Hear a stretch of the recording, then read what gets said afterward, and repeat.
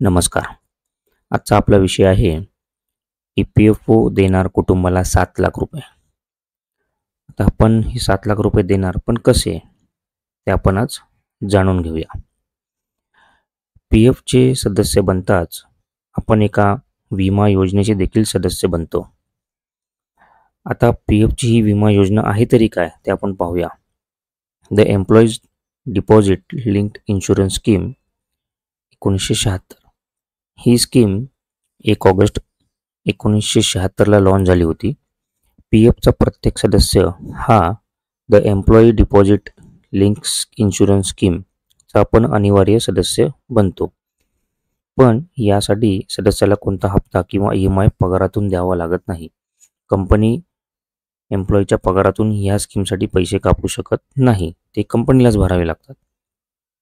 या स्कीमचे योगदान कर्मचारी ज्या कंपनीत काम करत असेल ती कंपनी करते, जो की 0.05% असतो, म्हणजेच 100 रुपयावरती 50 पैसे. कंपनी हे योगदान कर्मचाऱ्याकडून घेऊ शकत नाही. कंपनी स्वतः हे योगदान भरणे अनिवार्य आहे.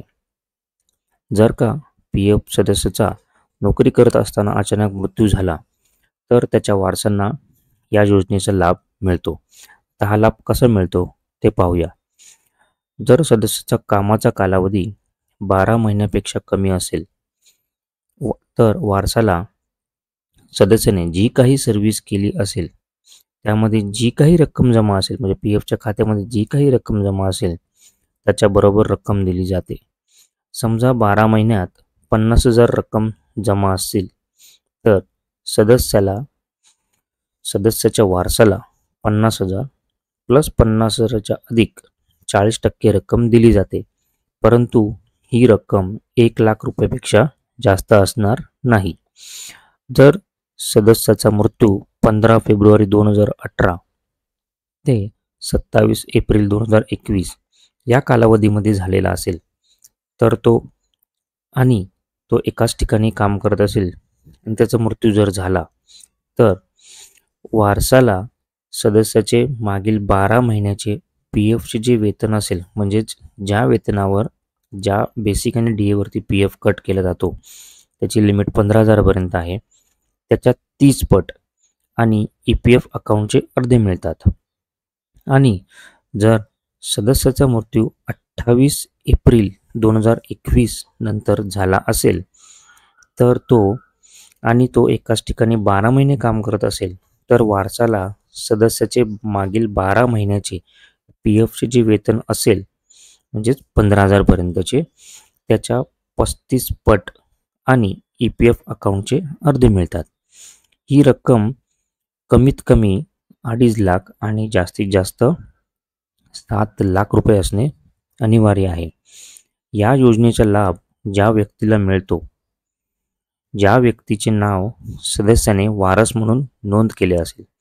म्हणून सर्व पी-एफ सदस्यांना विनंती आहे की त्यांनी आपल्या पी-एफ खात्याला वारस नोंद करून ठेवणे गरजेचे आहे.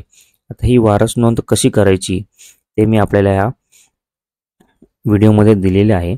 तर आपण या लिंकवर क्लिक करून आपण पाहू शकता. ही व्हिडिओची लिंक मी डिस्क्रिप्शनमध्येही पण देतो आहे. जर पी-एफने वारस नोंद केले नसेल तर विमा रक्कम सदस्याच्या सर्व वारसांना समान वाटून देण्यात येते. पण त्यामध्ये पण काही अपवाद आहेत. तर हे अपवाद कोणते बघूया. 18 वर्ष पूर्ण झालेला मुलगा किंवा मुलगी, विवाहित मुलगी जिचा पती जिवंत असेल आणि मृत मुलाची विवाहित मुलगी जिचा पती जिवंत असेल. जर विमा राशी घेणारा वारस हा सदस्याच्या हत्येचा आरोपी असेल तर जोपर्यंत तो वारस दोषमुक्त होत नाही तोपर्यंत विमा रक्कम त्याला दिली जात नाही. अजून एक आहे की जर हा सदस्याचा मृत्यू झाल्यानंतर त्याला होणाऱ्या मुलाचा किंवा मुलीचा याच विमा राशीवर तेवढाच अधिकार आहे जेवढा अधिकार सदस्याच्या मृत्यू अगोदर असणाऱ्या मुलांचा असेल. तर ही होती employee deposit linked insurance scheme 1976. धन्यवाद.